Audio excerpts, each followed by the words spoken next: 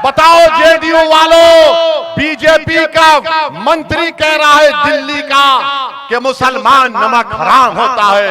अरे सुन ले मोदी और उसके मंत्री, सुन ले मोदी और उसके मंत्री, तेरे बाप का पैसा नहीं है, जनता का पैसा है।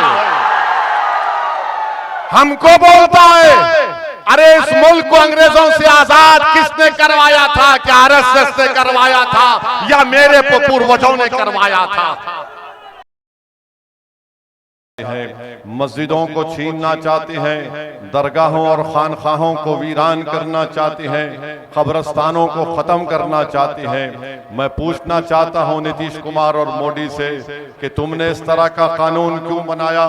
आज बिहार में हमारे हिंदू धर्म के भाई हैं, उनके मंदिर और उनके बोर्ड में कोई दूसरा गैर धर्म का आदमी नहीं बन सकता, मगर नरेंद्र मोदी ने वक्फ बोर्ड में कह दिया कि 4 ऐसे लोग होंगे जिसको हुकूमत नामजद करेगी। आपको बता रहा हूं कितना गलत और काला कानून मोदी और नीतीश कुमार ने बनाया कि हमारी शनाख्त को खत्म करने के लिए, हमारे मजहबी तशक्कुस को मुतासिर करने के लिए मोदी और नीतीश कुमार ने इस वक्फ के काले कानून को बनाया।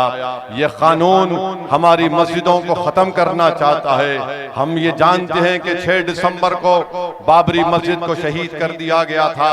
आज उसी इस तरह के कानून बनाकर हुकूमत के पास पूरे अख्तियारात दिए जा रहे हैं। मैं आपको बाखबर कर रहा हूं और आपसे अपील कर रहा हूं कि वक्फ के जायदाद का मालिक अल्लाह होता है, इसका जायदाद का मालिक कोई इंसान नहीं हो सकता है। अगर कोई वक्फ करता है तो रब्बे कायनात के लिए किया जाता है, मगर आज मोदी और नीतीश कुमार इस तरह का कानून बनाकर हमारे मजहबी तशक्कुस को मुतासिर करना चाहते हैं। तो मैं अमूर की जनता से और खास तौर से किशनपुर की जनता से अपील करने आया हूं कि 11 तारीख को जब आप वोट डालने जाएंगे तो याद रखिए इस काले कानून का गलत इस्तेमाल हो सकता है। और मैं जेडीयू के उम्मीदवार से पूछता हूं, कहां गई तुम्हारी दीनी हमियत?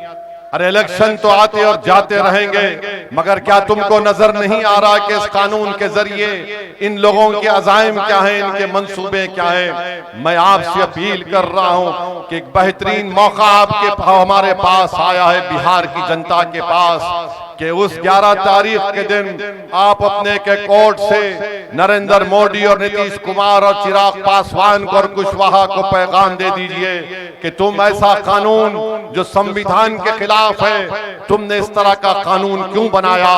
तुम्हारा मकसद एक ही है कि हमारी मस्जिदों को छीन लिया जाए, मस्जिद के तहत वक्फ को खत्म कर दिया जाए।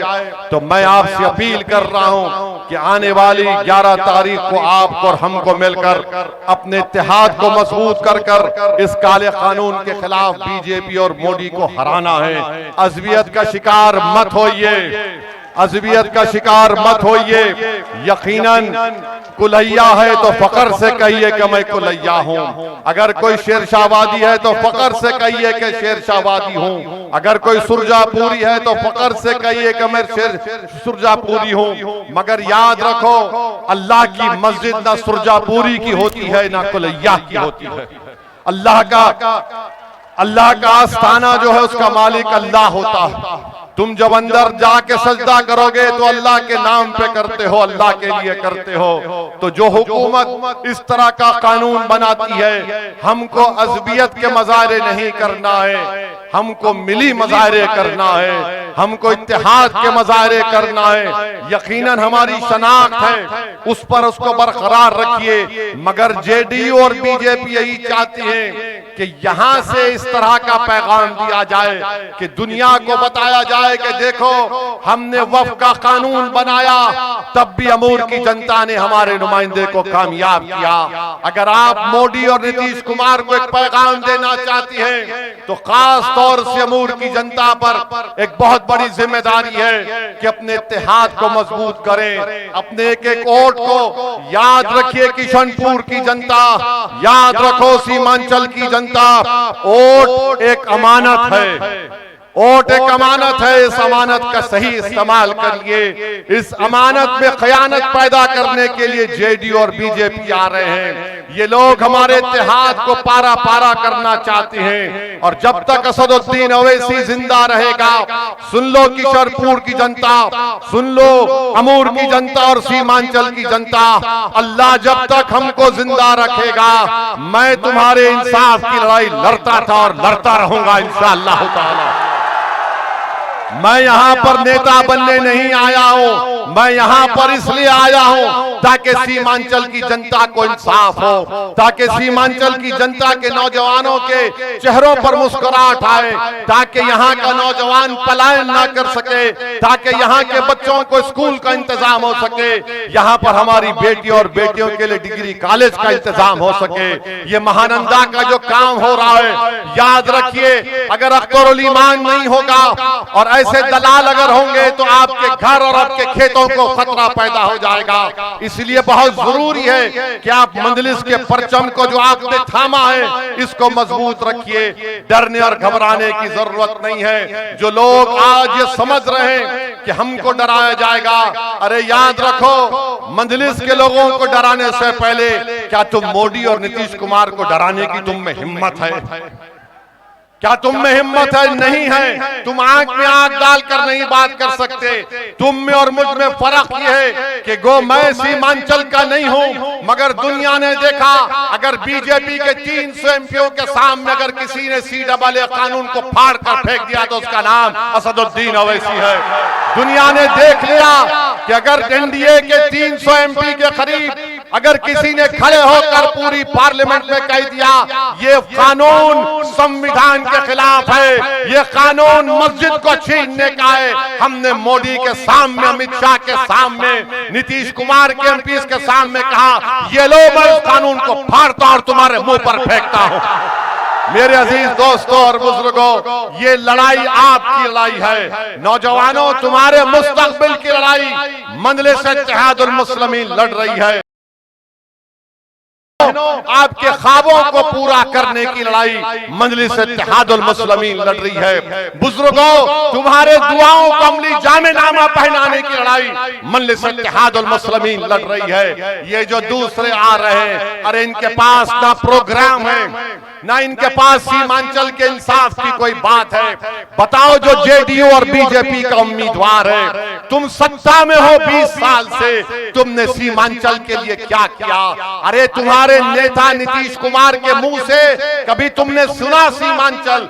मजलिस जब से बोलना शुरू करी तब से सीमांचल सीमांचल सब बोल रहे हैं। अरे अजीज दोस्तों और बुजुर्गों, मैं यहाँ पर खिराजी अकीदत पेश करना चाहूंगा और अल्लाह से दुआ करूंगा कि अल्लाह जनाब तस्लीमुद्दीन साहब की खबर को नूर से भर दे, जिन्होंने सीमांचल की बहुत बड़ी लड़ाई लड़ी थी। मगर याद रखो मेरे अजीज दोस्तों और बुजुर्गों, नेता आपका होगा। और जो लोग बीजेपी और जेडीयू के उम्मीदवार से मैं पूछना चाहता हूं, बताओ, बीजेपी के साथ तुम आते हो तो मोदी एक भी मुसलमान को टिकट नहीं देते, क्यों नहीं देते? और जेडीयू बीजेपी के साथ है और जेडीयू मोदी मिलकर वक्फ का कानून बनाए, CAA का कानून बनाया। मैं किशनपुर की जनता से एक सवाल करना चाहता हूं बड़ी इज्जत के साथ, जो बीजेपी जेडीयू का उम्मीदवार है, मैं उनको भी पूछना चाहता हूं, क्या तुम नमक हलाल हो या नमक हराम? हमको बताओ, आप क्या हैं? आप नमक हलाल है या नमक हराम है? बताओ। तो क्या ये बीजेपी का मंत्री नहीं कहा कि बिहार के मुसलमान नमक हराम? कहा था, नहीं कहा था? तो फिर 11 तारीख को कौन दिखाएगा? क्या दिखाएगा? बताओ जेडीयू वालों, बीजेपी का मंत्री कह रहा है दिल्ली का कि मुसलमान नमक हराम होता है। अरे सुन ले मोदी और उसके मंत्री, सुन ले मोदी और उसके मंत्री, तेरे बाप का पैसा नहीं है, जनता का पैसा है। हमको बोलता है अरे इस मुल्क को अंग्रेजों से आजाद किसने करवाया था? क्या आरएसएस ने करवाया था या मेरे पूर्वजों ने करवाया था? अरे हमको नमक हराम बोलने वाला, अरे अंग्रेजों की नाक में दम करके अंग्रेजों को मार मार कर भगाने वाले का नाम बिहार का मुसलमान था। और आज तुम हमको नमक हराम बोल रहे। अरे बोलो जेडीयू वालों, बोलो, अगर तुम में जमीन जिंदा होगा तो तुम थूक कर मजलिस के प्लेटफॉर्म पर आ जाओगे, मगर तुम बोल नहीं सकोगे। तुम्हारे दिलो दिमाग पर तागूत का सर है, हमारे दिलो दिमाग पर रब्बे कायनात का सर है। ये फर्क तुम में हम में है। मेरे अजीज दोस्तों और बुजुर्गों, ये बात किसने कही थी आप जानते हैं? एक केंद्र के मंत्री ने कहा था और जेडीयू खामोश बैठी रही। इसका जवाब कौन दिया? मजलिस ने दिया। आप जानते हैं कि यहीं पर अख्तर भाई कहां पर ईद मिलादुन नबी में मारा गया था? हाजीपुर में मारा गया था। कौन गया था? ये गए थे जो बड़ा बड़ा दावा करते हैं जेडीयू बीजेपी वाले, अख्तर अली मान गए थे।